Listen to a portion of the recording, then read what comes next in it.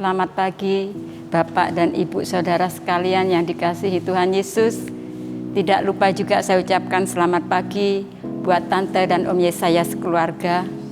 Kembali kita bertemu dalam sarapan pagi hari ini. Sarapan pagi hari ini saya beri judul Masak Batu. Di mana Indonesia memperingati Hari Kartini tentang pejuang wanita ya. Di sini juga saya menceritakan tentang kisah nyata yang terjadi pada seorang ibu di Cianjur.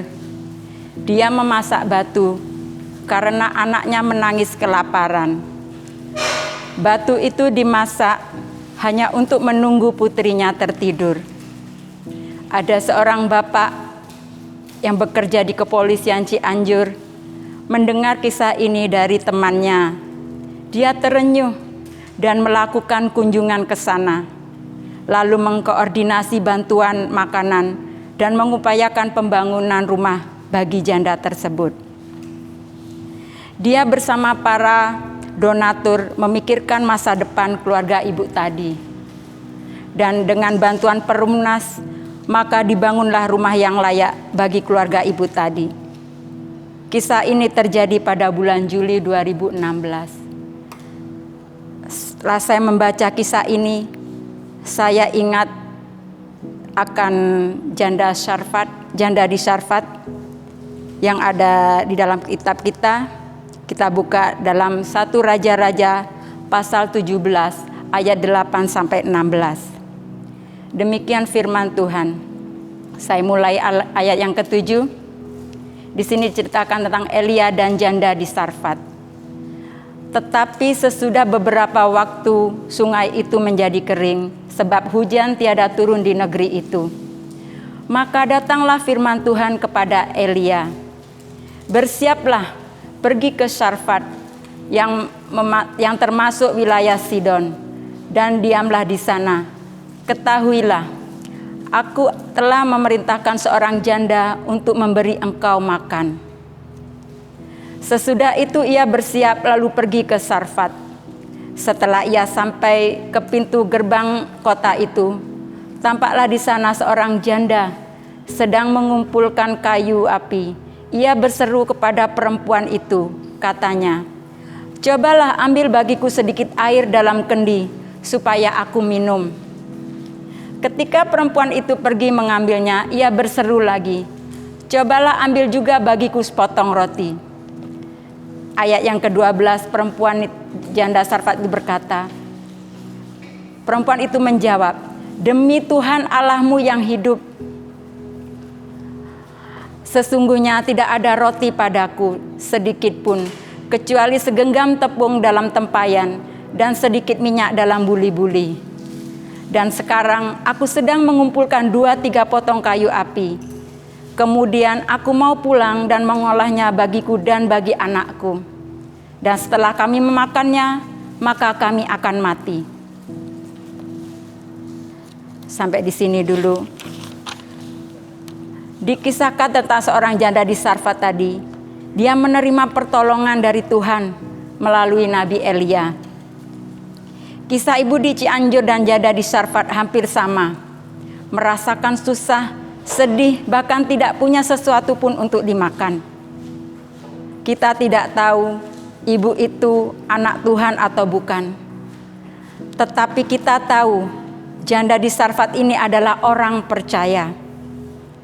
Karena dia berkata dalam ayat yang ke-12, 1 Raja-Raja pasal 17 ayat yang ke-12, demikian firman Tuhan. Perempuan itu menjawab, "Demi Tuhan Allahmu yang hidup,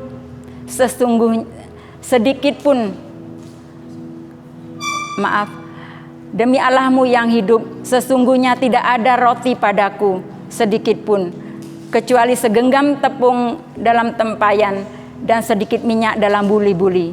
Dan sekarang aku sedang mengumpulkan 2-3 potong kayu api. Kemudian aku mau pulang dan mengolahnya bagiku dan bagi anakku. Dan setelah kami memakannya, maka kami akan mati."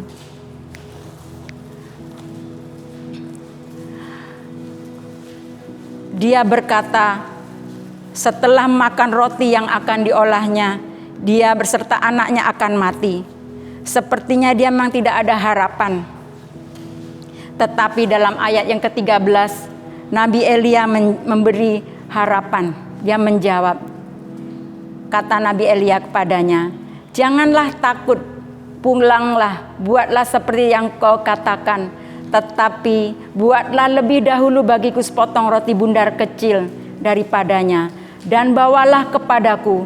Kemudian barulah kau buat bagimu dan bagi anakmu."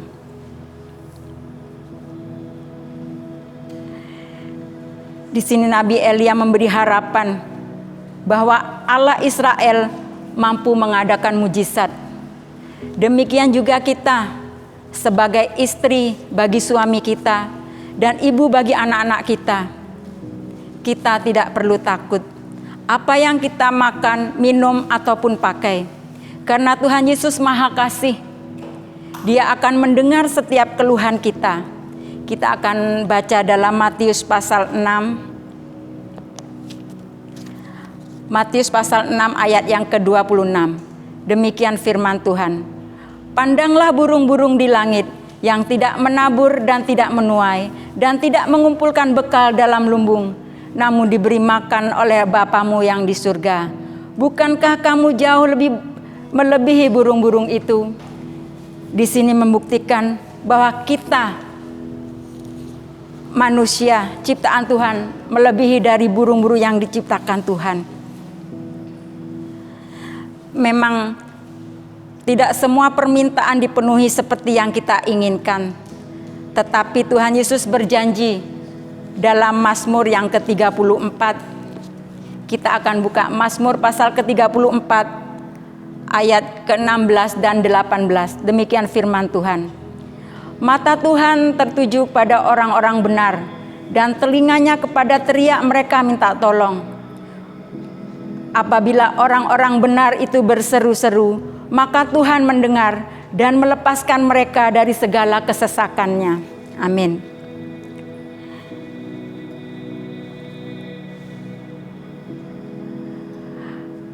Yang perlu kita lakukan sebagai anak-anak Tuhan ialah kita harus hidup benar di hadapan Tuhan dan taat akan firman-Nya.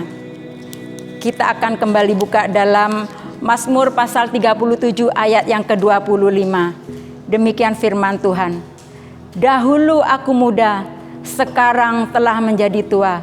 Tetapi tidak pernah kulihat orang benar ditinggalkan atau anak cucunya meminta-minta roti." Begitu besar pertolongan Tuhan bagi kita sebagai anak-anak-Nya. Dari muda hingga tua, kita tidak dibiarkan meminta-minta roti. Itu berarti kita masih ada harapan pada Tuhan Yesus. Tuhan tidak akan membiarkan kita meminta-minta roti. Dan ayat ini diteguhkan dalam Amsal pasal 23 ayat yang ke-18. Amsal pasal 23 ayat yang ke-18, demikian firman Tuhan. "Karena masa depan sungguh ada dan harapanmu tidak akan hilang." Amin. Jadi apapun masalah yang kita hadapi, mari sebagai anak-anak Tuhan, kita berseru hanya kepada Tuhan Yesus sebagai Tuhan dan Juru Selamat kita. Jika pejabat tadi yang memiliki belas kasihan dan kesadaran sebagai pelayan masyarakat bisa memberikan bantuan kepada ibu tadi, terlebih Tuhan Yesus yang penuh dengan belas kasihan dan kuasa, Dia pasti mendengarkan seruan permohonan kita dan memberikan jalan keluar bagi kita. Seperti janda di Sarfat tadi, dia menerima berkat dari Tuhan yang tiada habis-habisnya. Karena tidak ada masalah yang terlalu besar bagi Tuhan. Yang terpenting kita tetap setia kepada Tuhan Yesus dan selalu mengandalkan Dia dalam segala hal apapun tanpa terkecuali.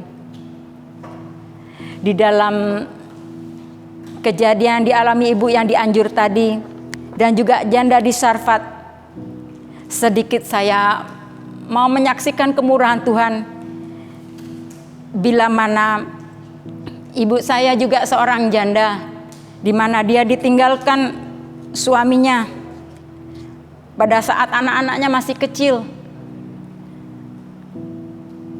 Ibu saya harus mengasuh dan merawat kelima anak-anaknya. Saya yang terkecil umur 1 tahun.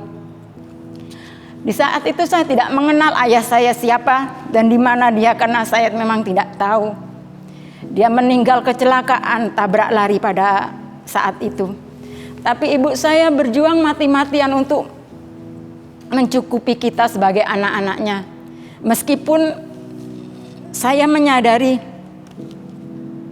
ibu saya berlaku tidak adil bagi kami, karena perbuatan ayah saya yang menyakiti dia, dan muka saya kata orang-orang persis seperti ayah saya. Jadi ibu saya tidak bisa membalaskan dendamnya pada ayah saya, jadi saya yang harus menanggung.